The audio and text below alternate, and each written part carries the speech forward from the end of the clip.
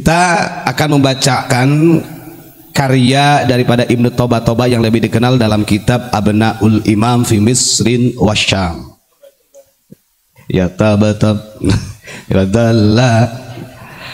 Oh, ngapunten ya. Ini bukan apa-apa lah, bukan. Ya, kalau dianggap sebagai rasis gak usah didengarkan. Begini. Ada perkataan yang sangat menurut jumhur ulama ini sangat ditolak. Siapa yang tidak kenal, kalau muhibbin dari kalangan Ba'alawi pasti kenal yang namanya Faqih Muqaddam, artinya buyutnya dari Ba'alawi, kan begitu. Di dalam salah satu kitabnya yang suka menjadi rujukan dari klan Ba'alawi, dengerin ya Kang Tombo Ati, monggo disimak. Beliau pernah menyampaikan begini, ada 4 syekh besar pada waktu itu, termasuk Syekh Al-Munhi, Syekh Ma'ruf Al-Karhi, Syekh Abdul Qadir Jailani, Syekh Hayyan bin Qais Al-Harani. Dengan lantangnya itu pernah disampaikan oleh Faqih Muqaddam bahwa wali 4 ini, wali besar yang punya makom kutub setelah Syekh Abdul Qadir Jailani dengan Syekh Ma'ruf Al-Karhi dan lainnya, dia mengatakan gak ada apa-apanya, tidak ada satupun dari 4 wali tersebut yang menyamai makomku. Logikanya begini, pernah gak kita melihat dari zaman aulia yang tertulis di dalam kitab mereka mengatakan anak wali, saya ini wali? Gak ada. Sekalipun tua Syekh Abdul Qadir Jailani yang Qutbul Aqtab Sultanul Aulia belum pernah mengatakan saya ini wali Allah. Tapi dengan berani-beraninya Faqih Muqaddam mengatakan Syekh Abdul Qadir Jailani, Syekh Ma'ruf Al-Karhi, kemudian Syekh Agil Al-Munhi dan Syekh Hayyan bin Qais, 4 wali ini gak ada apa-apanya makomnya dengan saya. Satu dawir yang sering didoktrinkan. Pahami dulu Kang Tombo Atinggi. Oh ya, saya tunjukin dulu kitabnya ya, saya tunjukin dulu, takutnya nanti dikira ini soalnya PDF. Monggo Pak Sakur. Abnaul Imam fi Misrin Wasyam. Nanti saya bacakan gitu ya. Oke, terima kasih. Selanjutnya, selain dengan beraninya mereka mengatakan, atau Faqih Muqaddam itu mengatakan bahwa tidak ada yang menyamai dalam martabat kewalian dari 4 wali tadi tersebut, berarti kalau orang ngaku-ngaku wali kita perlu dipertanyakan. Makanya kadang-kadang kayaknya yang paling banyak itu yang menjadi wali dari klan mereka. Seakan-akan kan begitu. Anda ini telah dibohongi, harusnya sadar. Baik, kita buka kitabnya. Kita buka dulu babnya ya. Nah, ini nih.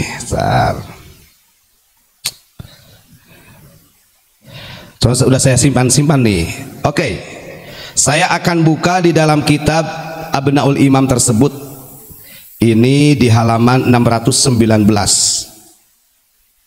Ini kelanjutan dari kemarin yang mengatakan bahwa Abdullah ini diganti menjadi Ubaidillah, gitu kan? Ibnu Toba sendiri menyampaikan begini nih.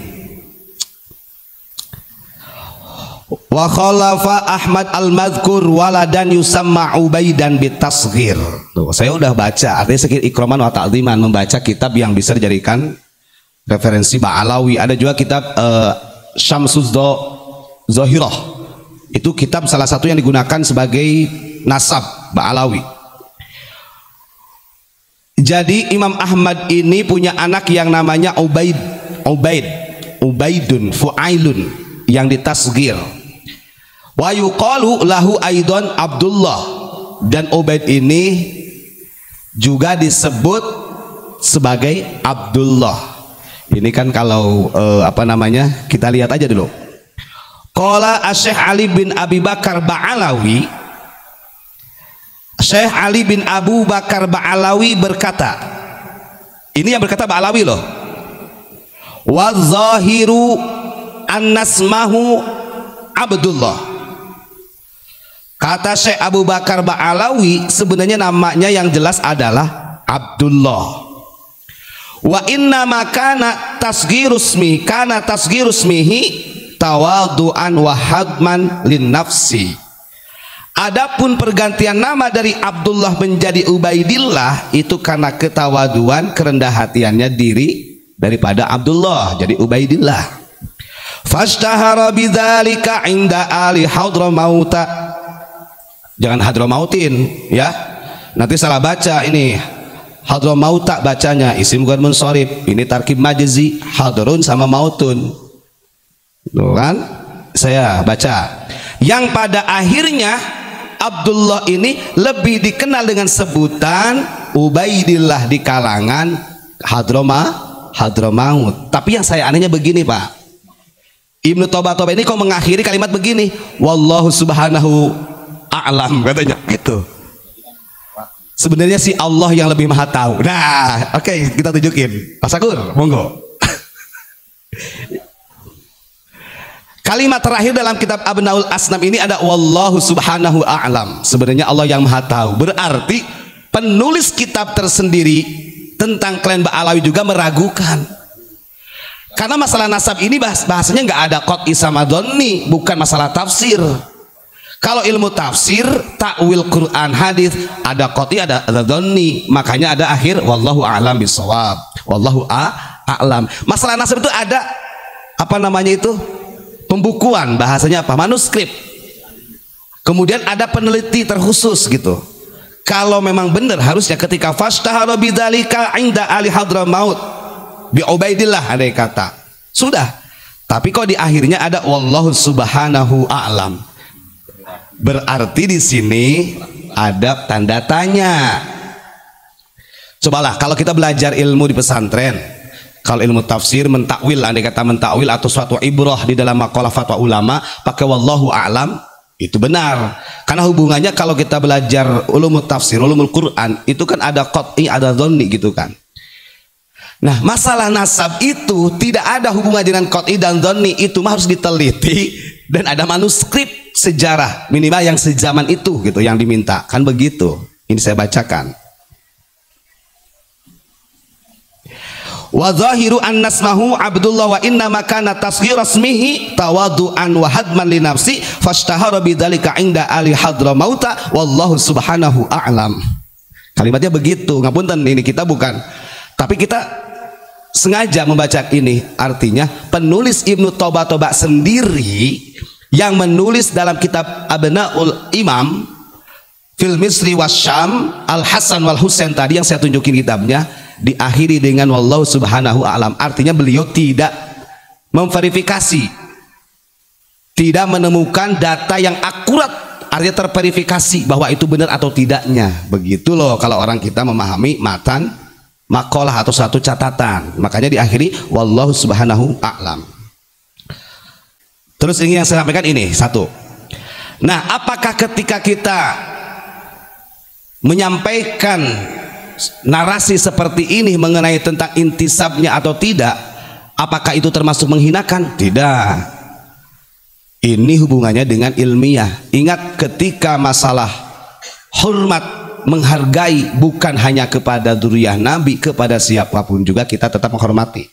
Lebih-lebih kepada dzurriyyahnya Nabi Muhammad sallallahu alaihi wasallam. Kita bacakan dalam hadisnya dalam kitab Sahih Bukhari, Kitabul Iman. Ini pentingnya kita menanamkan keimanan. Babu hubbur rasuli minal iman. Bab yang menjelaskan bahwa cinta kepada Nabi Muhammad sallallahu alaihi wasallam itu bagian daripada iman.